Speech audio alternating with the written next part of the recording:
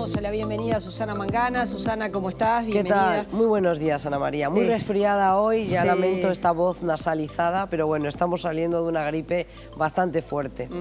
La situación en particular en Israel, el próximo 9 de abril, elecciones, en realidad elecciones anticipadas, convocadas por el primer ministro que se quedó sin mayoría parlamentaria, una situación interna de una acusación muy grave, luego de una investigación de la policía. De más de 2 años, además. La fiscalía lo acusa de 3 delitos muy fuertes, ¿no? Sí, de soborno, de fraude, de abuso de poder, es decir, de un sistema de funcionamiento que lo tildan de corrupto, tanto del primer ministro como de su esposa Sara Netanyahu, a quienes acusan de haber recibido regalos costosísimos de empresarios estadounidenses ligados también a Israel, porque siguen siendo personas que pertenecen al colectivo judío en Estados Unidos, por ejemplo, lo que se intentó pasar como la ley Milchan. Justamente Milchan es un productor de cine importantísimo en Hollywood, que lo que buscaban era que Netanyahu aprobara una ley por la cual aquellos israelíes que llevan más de 10 años fuera del país y quieren regresar a Israel no tengan que pagar impuestos durante 10 años. Eso fue finalmente esa ley, ese proyecto de ley quedó en agua de borrajas, Ana María, porque fue frenado por el Ministerio de Finanzas israelí, pero evidentemente demuestra que a Benjamin Netanyahu y su entorno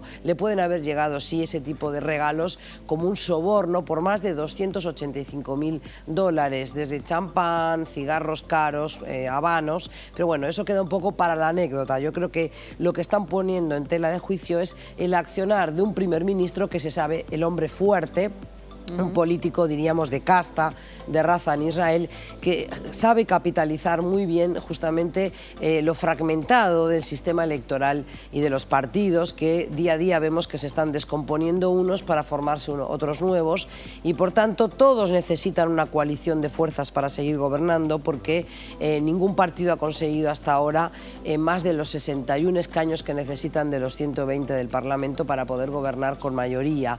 Ese es el caso también del partido Likud, del cual es presidente el primer ministro Benjamin Netanyahu. 10 años ya lleva en el poder. A la vez está el trabajo de la comisión, una comisión independiente de Naciones Unidas que denuncia a Israel por delitos de lesa humanidad cometidos en la Franja de Gaza. Bueno, sí, esa es una de las últimas acusaciones, ¿no? ¿Verdad? Hay no muchos es nueva. Informes, claro, hay muchos informes y esto viene de largo.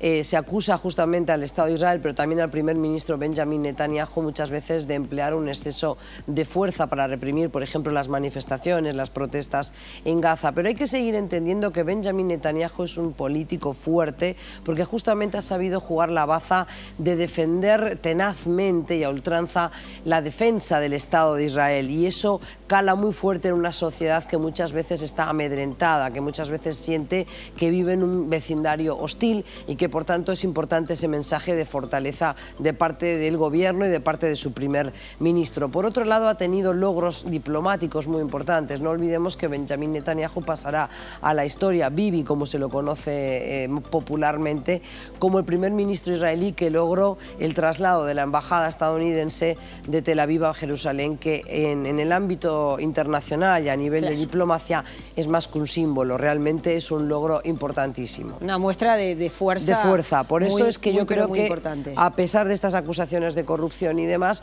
vamos a ver qué pasa, pero yo creo que con lo fragmentado que está justamente todo el plano y el espectro político israelí, la debilidad que muestra hoy la coalición de partidos de centro-izquierda, los laboristas que están también muy venidos a menos, ha habido una derechización en la última década de la sociedad israelí muy importante, producto también de la geopolítica, sobre todo regional, y también de crisis económicas varias que han azotado al país. Yo creo que todavía Benjamin Netanyahu no ve peligrar su candidatura, se está presentando a su 5º mandato, o sea, la reelección por un 5º mandato, y yo creo que todavía alberga posibilidades, puesto que no vemos otro que le haga frente o que sea un hueso duro de roer como lo es Benjamin Netanyahu, de 69 años y, como digo, un político avezado. Susana, vamos a cambiar de tema porque el pasado viernes sucedió un atentado en Nueva Zelanda. Vamos a ver el informe.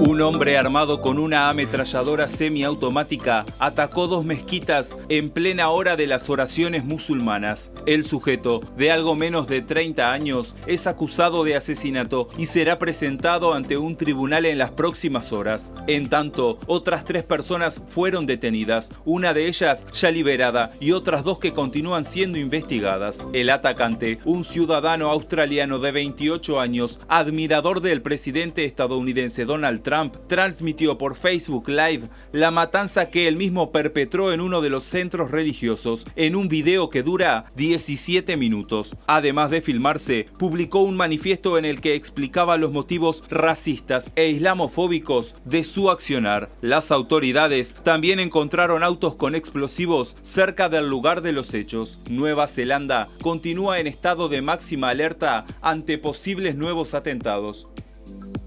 Y cuando comenzábamos cambiando el aire, les comentábamos a esta hora, esta mañana, un atentado en Holanda, en la ciudad de Utrecht, una ciudad de unos 344.000 habitantes. A esta hora la prensa internacional está diciendo que se trata de un atentado efectivamente terrorista, de un individuo que ingresó a un tranvía y comenzó a disparar. Hay varios heridos y cuando comentábamos... Y una víctima mortal. Y ahora se está señalando que además hay al menos un muerto. Según la policía, tiene características de atentado terrorista. Sí.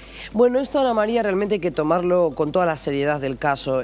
Vamos narrando ya a lo largo de los años que llevo viniendo aquí contigo al canal, hemos tenido lamentablemente que dar un análisis de otros atentados terroristas perpetrados muchas veces por ciudadanos que alegan ser musulmanes. En este caso es un hombre blanco, es un hombre que hace gala de su supremacía, es decir, es uno de estos personajes que todavía existen, lamentablemente, que creen que por el hecho de ser de etnia blanca son superiores a otros, pero aquí lo peligroso es que están en contra de la inmigración. Fíjate que países como Australia, Nueva Zelanda se construyeron con inmigrantes que también erosionaron, por no decir violentaron, los derechos de los aborígenes en aquella parte del mundo. Entonces esto demuestra que hay una sinrazón que se ha apoderado de un grupo de personas que a veces serán grupos, otras veces serán lobos solitarios, pero que están siendo vitoreados, jaleados y sostenidos por una manada que apoya ese accionar y que entiende que hay que perseguir al inmigrante, que hay que perseguir al musulmán, porque los musulmanes tienden a tener más hijos por lo general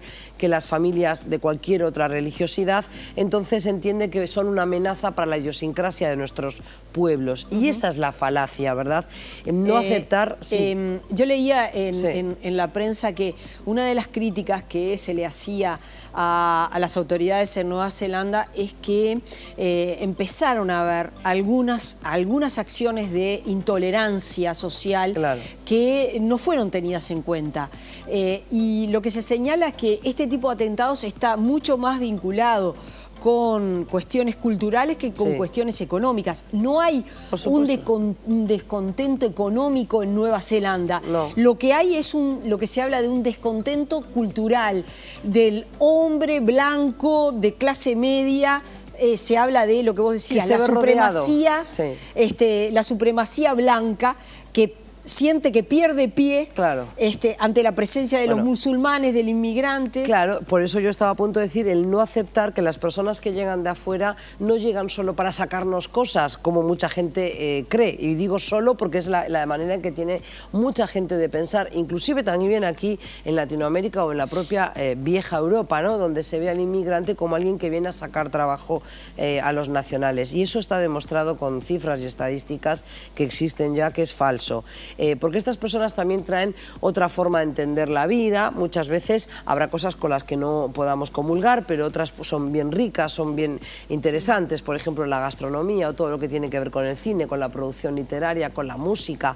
Entonces yo creo que la advertencia en Nueva Zelanda no es solo para ese país, sino para todo el mundo, que vivimos en un mundo globalizado. Esto no lo podemos parar ya y por tanto hay que aprender a convivir en sociedad con la diferencia, sabiendo que eso no nos resta nada de nuestra nuestra identidad cultural, sino que vamos sumando y vamos incorporando otros aportes, ¿verdad? Por supuesto, con una ley que tiene que ser respetada por todos los que también llegan de afuera y que están viviendo en ese país. Yo creo que en el caso de la primer ministro Jacinda Ardern de Nueva Zelanda ha sido sumamente rápida al decir que va a rever la ley de tenencia de armas, porque es un país donde hay 1,5 millones de armas y por tanto se sabe que cada 3 habitantes en Nueva Zelanda hay uno que posee armas, pero fíjate que en el 2015 tuvieron solamente 8 muertes violentas por arma, Ana María. Es un nivel de criminalidad bajísimo. Muy bajo. Y justamente yo creo que este australiano seguramente atentó allí antes que en Australia. Primero habría que ver su estado mental en este momento, que estuvo viviendo en los días, las semanas previas al ataque, porque estas personas por lo general son psicópatas, nunca van encerrados por ser, como dijéramos en el argot popular, locos, sueltos, pero vuelvo a decir, cuidado porque hay toda una ideología atrás de estas personas que luego es apoyada por partidos de extrema derecha, por un discurso de incitación al odio y el peligro de las redes sociales. Veíamos que este hombre fue tan calculador que incluso durante 17 minutos estuvo mostrándole al mundo por Facebook la matanza, regodeándose en ese sufrimiento que estaba provocando. Pero hay otro señor de 18 años que ha sido arrestado en estas últimas horas porque también ayudó a difundir ese vídeo. Y evidentemente esto nos pone ante otra disyuntiva. Vivimos en un momento en el que la gente quiere morbo, quiere ver cosas, el gran hermano que queremos ver todos en las redes, y todo esto nos va a obligar a legislar también el uso y abuso que se hace de la información y sobre todo de la imagen en las redes sociales. ¿Y cómo controlar esto, no? Porque este hombre empezó a enviar en las horas previas un conjunto de mensajes, luego lo transmitió por Facebook.